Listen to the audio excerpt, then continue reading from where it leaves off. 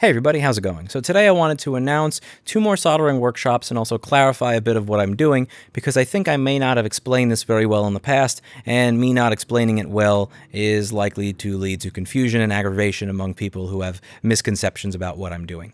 So what I'm doing here, as I announced, were some free soldering and troubleshooting workshops. I announced it in this video, and then I also said it went well in this video. There was in the comment that I pinned over here, there was someone who managed to correctly solder all of his pins into his Raspberry Pi and fix his bad soldering from before. It was really cool. I found this to be very rewarding, and I wish something like this existed for free, or honestly, even at cost when I was learning how to do board repair.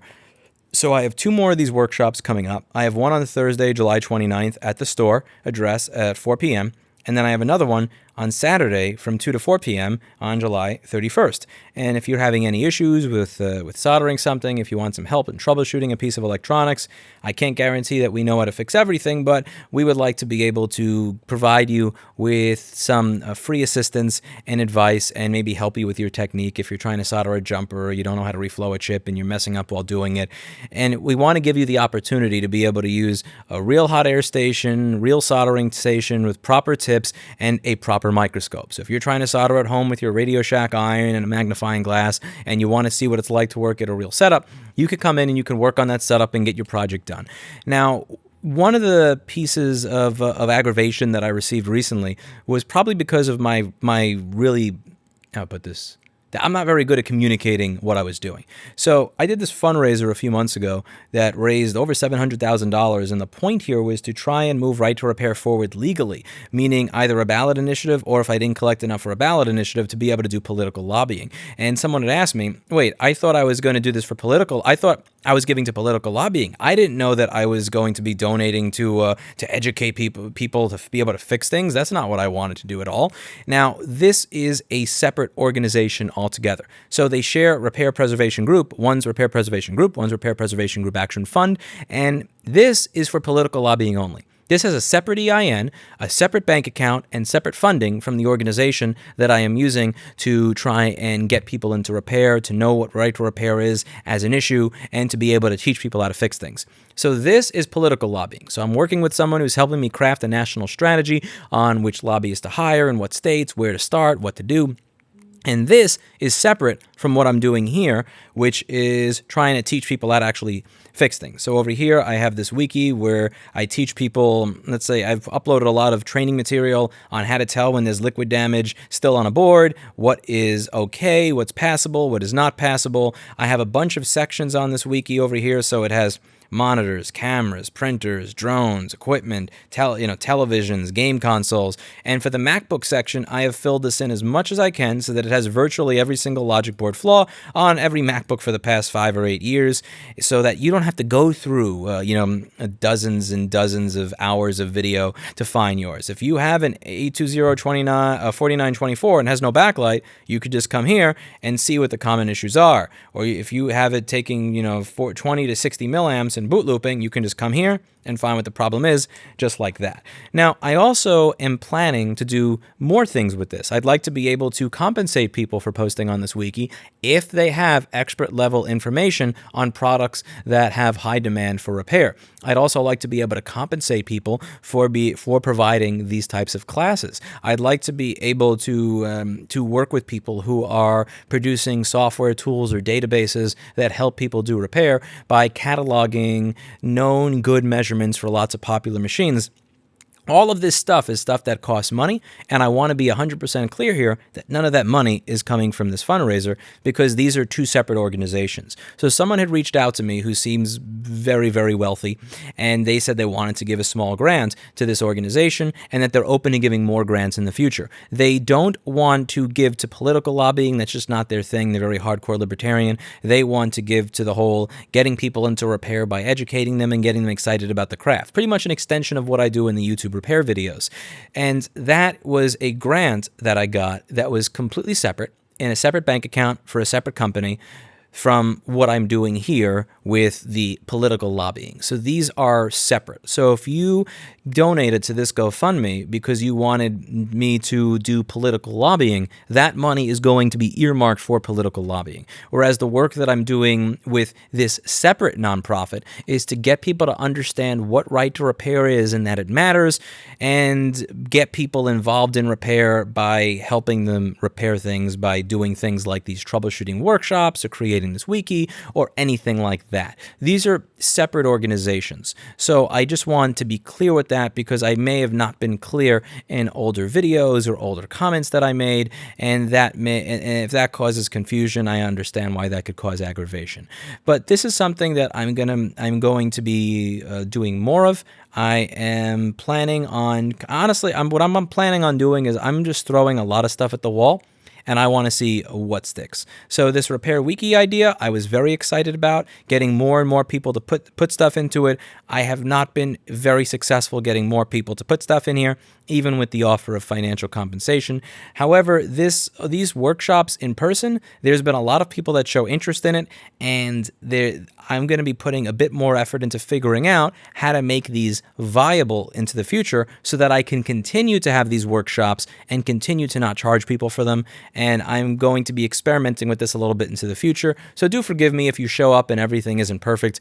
Like some of the stuff in the desk wasn't perfect in the last one, and thank you for those who were forgiving of that. But I want to figure out how to make it. Ultimately, my goal is I want it to be easier for people who started where I started to actually be able to get into this field without having to stay up until 4 a.m. and bang their head against the wall. And what I'm doing is I'm looking to figure out how I can make this economically viable and sustainable so that I can continue to offer this for a very, very long period of time. And I have a couple of models I'm experimenting with that I believe will actually work so that this can continue happening. And I'm excited to keep doing this because when you see someone like finally just get it, like it finally snap, aha, that's what I was doing wrong when I was trying to solder this. Or that's what I was doing wrong when I was trying to run this jumper. Or that's why I needed to, scrape this and put a jumper onto there instead of just reflow the chip that was there. It's very rewarding, and I want to be able to do more of this. So I'm going to be having 2 more of these workshops. I'm going to be announcing them on this channel most likely when I have more afterwards. I'll leave a link to these 2 down below. And if you want to get notified when I have these, you should go to meetup.com. That's meetup.com, and follow the particular group that I'm using for these, because this is where I'll be posting them to.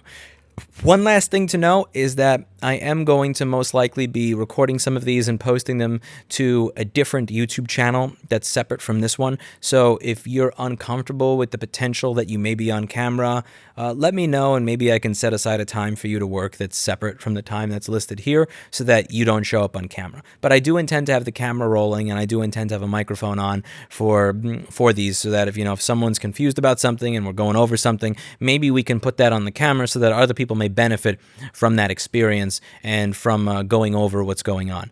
But yeah, just be wary of that I will have a camera on, and I'm also going to have a little sheet for you to fill out so that, if you stab yourself in the eye with a soldering iron or some shit, you don't come after me and try to take Mr. Clinton.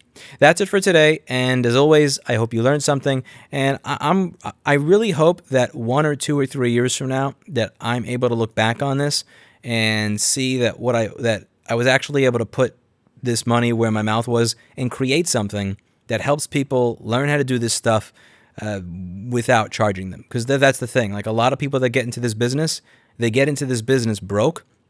That's the way I got into this business. Most people get into this business, they quit Walmart, or they quit their shitty job at Model Sporting Goods, and they're down to the last $100.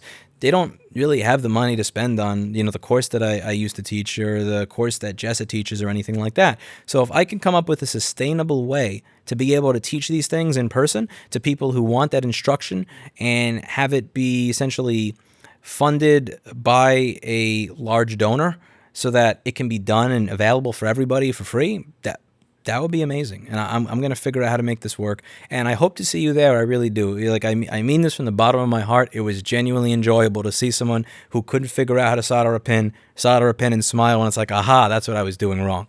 Like, And the reason it makes me smile is because I remember banging my head against the wall for 3 years to try and solder a fucking QFN package, and it drove me nuts.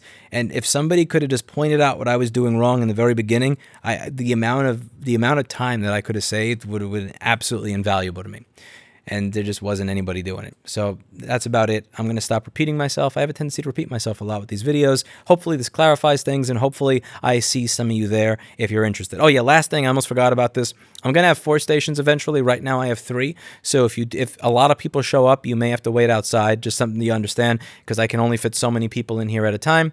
And if this is something where there is a lot of interest and I see a lot of people showing up on a regular basis, I may wind up investing in more stations, or let's say 8 stations or 12 stations or 16 or something, however many I can fit into this section of the store. But I'm excited to see where this idea goes going forward, and I'll see you there. Lastly, to people who say, can you do this online? It's kind of unfair that you're doing this in person, because I a lot of your audience is not in New York City, so how are we expected to be able to go here? I mean, come on, man. Like this it's free. It's literally free. Like you can't possibly be complaining about free in-person education on high-end equipment. Like I know you're not doing that. You have so many videos here where I teach. Look at this. There's like 600 videos in this playlist where I go over my soldering technique, where I go over why I'm doing what I'm doing as I fix things. You're welcome to watch all of these. And one of the things I really want to make clear here is I don't believe in there being a walled garden for information. I've never believed in that. Anything that I am going to go over with you in person, I assure you, it is something that I have gone over in a free video that already exists.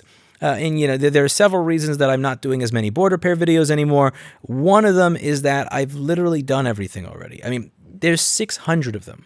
600 of them. Virtually everything that I do at this point is me repeating myself.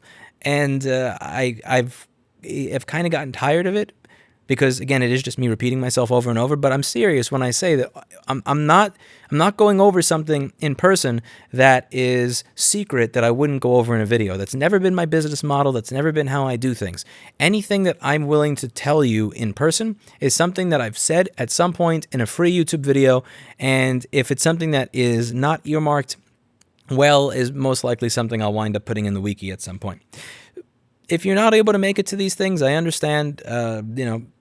Check out what I have on the YouTube channel on here. When I do a video of an empty parking lot, it gets literally 20 times the amount of people watching it as a board repair video. Why is beyond me, but the educational stuff is there. It's all there if you want to see it. Anyway, that's it for today. And as always, I hope you learned something. I'll see you all in the next video, and wish me luck with my plan to figure out a way to make this viable and sustainable into the future, because I think this would be really, really cool. There's a right to repair, but there's also a responsibility to show people how to do it properly and to get people into the craft in a sustainable way. And I think a good way to get people into the craft in a sustainable way is to have them learning, but also kind of getting mentored by people that are already in this business that can impart the ethos of how to do things properly onto them. And I hope I have an opportunity to do that here. And if I don't hit stop recording, I'm just going to keep repeating myself. So I hit stop recording.